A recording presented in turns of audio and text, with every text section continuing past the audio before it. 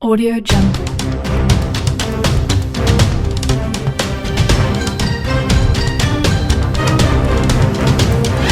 Audio Jungle.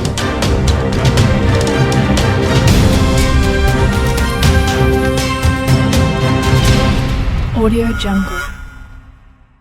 Warning, contains spoilers for No Time to Die. James Bond dies in No Time to Die, and it makes for the perfect ending not only to Daniel Craig's Spela 007, but also for setting up the future of the franchise with James Bond 26. Throughout the lengthy build-up to No Time to Die, there has been a lot of speculation as to whether or not Craig's Bond would survive the events of the movie. After all, Bond hasn't been killed off before, but Craig's is the first to have a true sense of continuity mapped out across all of his movies. Similarly, it was already known well in advance that No Time to Die would be Craig's final Bond movie, which only increased his chances of a rather more permanent departure. No Time to Die uses this to its advantage, as the question of whether Bond will live or die hangs over much of the movie like a specter. May well have no time to die or, indeed, all the time in the world, and yet there is a race against the clock to save the world from the villain Safin, Rami Malek, protect those he loves, and in essence be Bond, James Bond one last time. It's only until late in the third act the movie shows its hand, but the setup is there along the way. James Bond's death comes in a movie that both honors franchise traditions and introduces several firsts, not least the presence of his daughter with Madeleine Swan, Lea Seydoux. That gives No Time to Die an ever sharper edge and bigger, more personal stakes than the average Bond movie, but again, Craig isn't the average Bond. It builds to a climax where he has to make the ultimate sacrifice and, in the end, it's a fitting farewell. Towards the end of No Time to Die, James Bond has to make the hardest choices ever faced.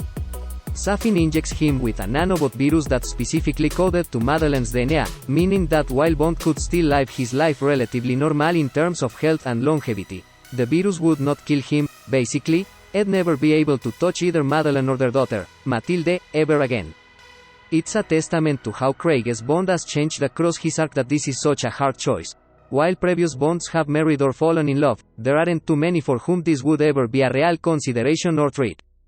But this Bond does love, and not only that, but has lost, and grieved, and had to learn to love and trust all over again.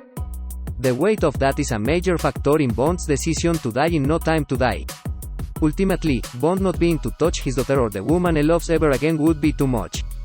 That's not just the case for him. If it was only pain for him, then he might be able to stand it, but for them as well. Bond knows that kind of pain, and that ultimately it's easier for them, especially Matilde, if he sacrifices himself in this moment. Similarly, it connects to M's. Ralph Fiennes' speech in No Time to This ending, as he quotes from Jack London. The proper function of man is to live, not to exist. I shall not waste my days in trying to prolong them. I shall lose my time. This gets to the essence of Bond's decision. That, with the nanobots inside him, he cannot function properly, he cannot truly live. And rather than simply exist, it would be better to die. Bond's decision to sacrifice himself in No Time to This ending is rooted in love and grief, and the weight of legacy and his own history.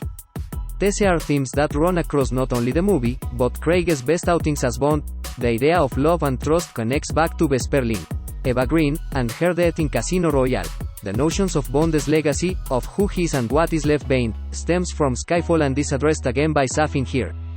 These factors are why James Bond dies, and why it's so impactful, because rather than this being a standalone adventure that just so happens to kill off 007, it's a conclusion to a 15-year journey that has transformed the character. Related, No Time to Die ending explained. Those biggest questions answered because of what Craig's Bond has been through. Few 007s have suffered more than he has. Then there is an argument to be made that he deserved a happy ending. That the chance to retire quietly and go off into the sunset with Madeleine and Matilde would have been well earned. That, though, is rather the point of why Bond has to die, and why it's the more fitting option. Bond is, to a degree at least, a tragic figure, a man who is great at killing people but terribly at connecting with them, and who is driven by a compulsion to save the world no matter the cost. To see Bond's journey go full circle, from finding how to open himself up in Casino Royale, all the way to actually giving his life for the love of another is a poignant idea.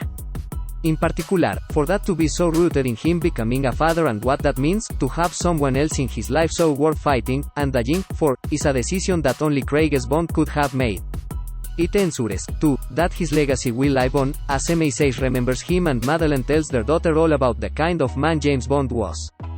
After No Time to Die, it's hard to imagine any other ending being so fitting for this version of the character, and it brilliantly ties his entire era together. It isn't just for Daniel Craig's arc that James Bond's death works, but for the purposes of rebooting the franchise with James Bond 26. This is, of course, part of the fabric of the Bond franchise, much like its fellow British 1960s compatriot, Doctor Who. The idea that one Bond goes and another replaces him is why the movies have endured the way they have, and so there was always an expectation that Bond 26's story would simply pick up and start again. But where this differs is in giving Craig's Bond that sense of continuity. By breaking the conventions of the past, it made rebooting a more difficult task because there is such a strong through line with these movies. It would be harder to imagine someone else simply emerging as the new James Bond were Daniel Craig's version alive. With No Time to Die killing off James Bond, then that job feels much easier. The book is well and truly shot on the Craig era, there is no chance of him signing on for another movie, no confusion over whether or not he will be back, and less of a shadow for the next James Bond actor to work under. It's a much cleaner break this way, allowing a perfect send-off to Craig's Bond, while still promising the future will be bright with the iconic words after No Time to Die's credits, James Bond will return. This time, it may as well say James Bond is dead, long live James Bond.